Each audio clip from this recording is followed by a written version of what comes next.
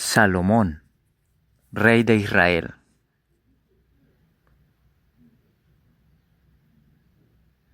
Su vida y obra se relata en el primer libro de Reyes y en el segundo libro de Crónicas.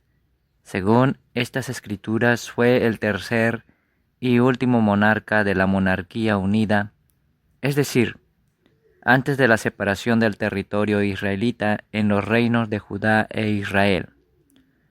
Su reinado duró 4 décadas, tradicionalmente entre los años 970 y 931 a.C. En los textos mencionados se dice que el rey Salomón heredó un considerable imperio conquistado por su padre el rey David, que se extendía desde la frontera con Egipto hasta el río Éufrates, en Mesopotamia. Este reino estaba integrado por el territorio de Israel, administrado con un sistema de 12 distritos y numerosos reinos, vasallos o sometidos. Favoreció las relaciones comerciales con los fenicios y uno de cuyos soberanos, Hiram de Tiro, entregó 20 ciudades de Galilea con marinos de ese origen. Organizó una expedición comercial que partió de Eilat en el Mar Rojo hasta el país de Ofir, identificado con Etiopía y la India. También mantuvo contacto con la soberana del reino de Saba en el Yemen. Se le describe como sabio e inmensamente rico, con un gran harén, el cual incluía una hija del faraón, y se añade que dedicó su reinado a grandes proyectos de construcción. Notablemente el templo de Jerusalén es presentado como un fervoroso adorador de Yahvé, luego devenido en polisteísta en su vejez. Además se le atribuye la autoría de algunos libros bíblicos, a saber, Eclesiastes, Proverbios y Cantar de los Cantares, algunos salmos y posteriormente el libro de la sabiduría y el de las odas de Salomón, ambos pseudepigráficos en el Corán. Salomón es considerado uno de los más importantes profetas. Los musulmanes se refieren generalmente a él con la variante árabe Suleimán. En el Quebra Nagas, libro de las glorias de los reyes de Etiopía, crónica pretendidamente histórica de los reyes de Etiopía, se describe la descendencia de Salomón desde su hijo Menelik, hijo de Salomón, y la reina de Saba. En las tradiciones herméticas se le asocia con la magia y el conocimiento de sabidurías ocultas. La historia de Salomón se narra en el primer libro de los Reyes 1:11 y en el segundo libro de las Crónicas 1:9. Ambos incluidos en la Biblia, siendo la única fuente sobre este monarca. Se carece de inscripciones contemporáneas que lo mencionen, así como de evidencia arqueológica que confirmen los datos bíblicos. El profeta Natán informó a David que Yahvé había ordenado la muerte de su primer hijo como castigo por el pecado del rey, quien había enviado a la muerte a Urías, marido de Betsabé, para casarse con ella. Segunda de Samuel 12:14. Has hecho blasfemar a los enemigos de Dios. Literalmente has despreciado los preceptos de Dios. Tras una semana de oración y ayuno, David supo la noticia de la muerte de su hijo y se casó con Betsabé, quien quedó embarazada, esta vez de Jedías, conocido más tarde como Salomón. Sucedió a su padre David en el trono de Israel hacia el año 970 a.C., que lo nombró heredero a instancias de Betsabé y Natán. aunque tenía hijos de más edad con otras mujeres, fue proclamado antes de la muerte de su padre, ya que su medio hermano Adonías había anunciado su presentación al trono. Adonías fue más tarde ejecutado por orden de Salomón, y el sacerdote Abiatar, partidario suyo, después de su cargo, en el cual fue sustituido por Sadoc. También fue asesinado el general Joab, sin respetar el derecho de asilo del santuario. Del relato bíblico, parece deducirse que para la ascensión de Salomón al poder tuvo lugar una purga política en los cuadros dirigentes del reino, que fueron reemplazados por personas leales al nuevo rey. En ocasión de ofrecer un sacrificio en Gabaón, según el relato bíblico, Yahvé se apareció a Salomón y le dijo: «Pide lo que quieras, es que yo te dé». Y Salomón dijo: «Da pues a tu siervo un corazón magnánimo para juzgar a tu pueblo, para discernir entre lo bueno y lo malo». Y respondió Yahvé: «Lo he hecho conforme a tus palabras. He aquí que te he dado corazón sabio y entendido». Primera de Reyes 3:5-9 y Primera de Reyes 3:11-12. Esa sabiduría, según el relato, le permitió llevar al reino de Israel a su mayor esplendor. En la leyenda aparece atestiguada en el episodio conocido como el juicio de Salomón.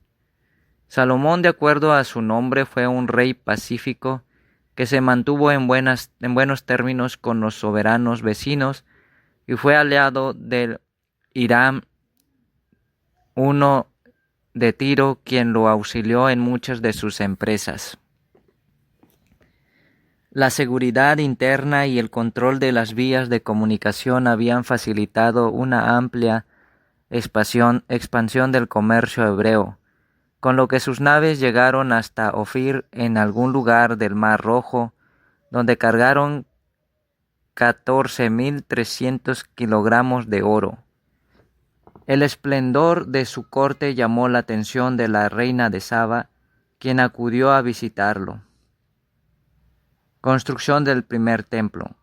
Emprendió numerosas obras arquitectónicas, entre las que destaca por encima de todas la construcción del Templo de Jerusalén, como lugar para la permanencia del Arca de la Alianza, aunque destaca también la edificación de un lujoso palacio y la construcción de un terraplén que tenía el área del templo con la ciudad de Jerusalén.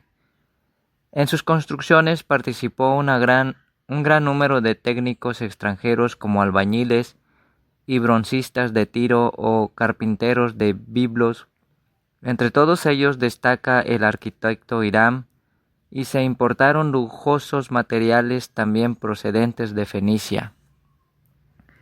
Después de terminado el templo, en una oración que Salomón le hace a Yahvé, le recuerda la promesa hecha a su padre David, la cual fue: «No te faltará varón delante de mí que se siente en el trono de Israel, con tal de que tus hijos guarden mi camino». Dios les concedía tranquilidad en sus fronteras, orden y la alegría primaban.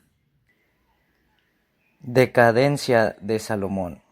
No obstante, para consolidar el poder político de Israel en la región, contrajo matrimonio con una de las hijas del faraón, probablemente Siamón, y se rodeó de lujos. Esto hizo, sin embargo, que en la segunda mitad de su reinado cayera en la idolatría. Inducido por sus numerosas esposas extranjeras, de acuerdo con Primera de Reyes 11:3, tuvo 700 mujeres reinas y 300 concubinas, y esas mujeres le desviaron el corazón.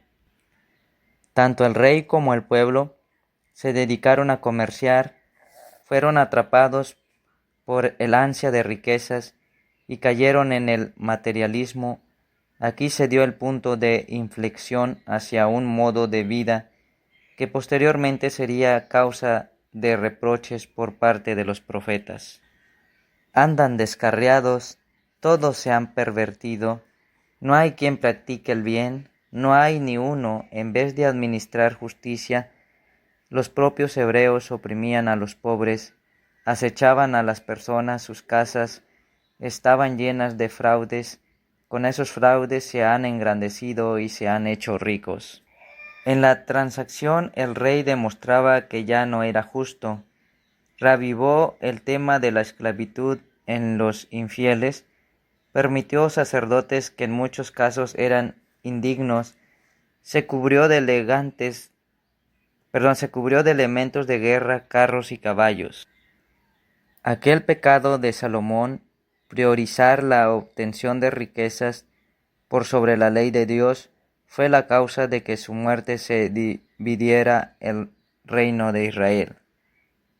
Pero aunque cometió este pecado, se arrepintió y luego escribió el libro de Eclesiastes para aconsejar a otros a que no siguieran su ejemplo.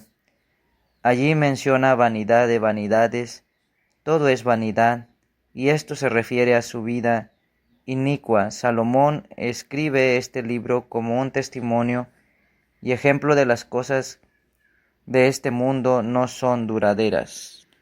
Lo sucedió su hijo Roboam, cuya madre era Naamá amonita, pero pronto la parte norte aparecería como rebelde. 10 de las 12 tribus de Israel, todas excepto Judá y Benjamín, así quedaría dividido el reino. Datación. Las fechas convencionales del reinado de Salomón derivan de la cronología bíblica y de la campaña del faraón Sisac, quien supuestamente asedió Jerusalén durante el reinado de Roboam, hijo y sucesor de Salomón. El misionero adventista estadounidense Edwin R. Thiele ha fijado a Salomón entre aproximadamente 970 y 931 a.C. Las construcciones emprendidas por el rey y el boato de su corte exigían enormes contribuciones de dinero a mano de obra que la parte más próspera del pueblo, también ya imbuido de codicia, no quería aportar. Los privilegios concedidos a Judea hicieron crecer el descontento entre las 10 tribus del norte, las más acaudaladas, donde Jeroboam hizo eco de este descontento y se puso al frente del levantamiento que llevaría más tarde a la separación de los reinos de Israel y de Judea. En la arqueología, en las últimas décadas, el progreso de la arqueología, la implementación de técnicas más precisas y el estudio de los sitios en su contexto han puesto en cuestión el relato bíblico en general. Salvo unos pocos estudiosos, se acepta la existencia de un gobernante llamado Salomón en la segunda mitad del siglo X a.C. Muchos académicos consideran que las descripciones bíblicas de su gran reino, sus construcciones y sus riquezas son invenciones posteriores. Otros eruditos, sin embargo, atribuyen una mayor credibilidad al relato bíblico, concediendo que hay elementos anacrónicos en la descripción del reinado de Salomón. En otras religiones y tradiciones, en la tradición de la Iglesia Ortodoxa etíope, se señala que Salomón tuvo un hijo con la reina de Saba llamado Menilik I, quien sería futuro rey de Etiopía, y de quien la tradición dice que sacó el arca de la alianza de Israel, llevándosela a su reino. El libro Kebra Nagás relata esta historia. En las tradiciones islamitas y en textos árabes como las 1001 noches, varios cuentos lo señalan como un poderoso rey, el cual poseía cualidades de hechicería que le permitieron consolidar un imperio y encarcelar a los numerosos demonios del desierto, los ifrit, genios a los que encerró en vasijas de barro, selladas con el nombre de Dios, por negarse estos a seguir los mandatos del Altísimo y someterse a los hombres. En el relato es llamado Sulaimán, hijo de David. La presencia del monarca más sabio y justo de la historia no se limita a la Biblia, la Torá y el Corán, ya que también es nombrado en la leyenda áurea, un influyente libro medieval que contiene historias, mitos y leyendas de santos. Cuando narra la leyenda de la Veracruz, su sello, el hexagrama, también conocido como la estrella de David, es la piedra angular del judaísmo, símbolo del Hagia Sophia, sabiduría divina, que reinó durante 40 años en Israel. Ha pasado a simbolizar la unión de la conciencia y el inconsciente, relacionando el triángulo con el vértice hacia arriba con la conciencia, la sabiduría, lo divino, mientras que el triángulo invertido se vincula al mundo del inconsciente, a las tinieblas, la oscuridad y lo negativo. También se relacionan con él las minas del rey Salomón, o dentro del esoterismo medieval, el anillo de Salomón, que le fue otorgado por el arcángel Gabriel. El poder mágico del célebre y sabio rey hebreo radicaba en su anillo, ya que gracias a él Salomón consiguió dominar el mundo de los espíritus y pudo llevar a cabo la gran empresa de construir el templo de Jerusalén. Esta tradición menciona que conocía el lenguaje de los animales y que su padre, el rey David, le enseñó el lenguaje de los pájaros, llamado el idioma natural. Su curiosidad era tal que adquirió conocimientos sobre cristales y piedras y los misterios de la alquimia, como la transmutación de los metales, el mundo vegetal y la vida eterna. Además tenía el don de hacer milagros, escribiendo cientos de libros al respecto, destacando el desaparecido manuscrito secreto de Salomón, que contiene hechizos, invocaciones, fórmulas y talismanes. Actualmente es el texto más buscado por los estudiosos de las artes esotéricas. Salomón, rey de Israel.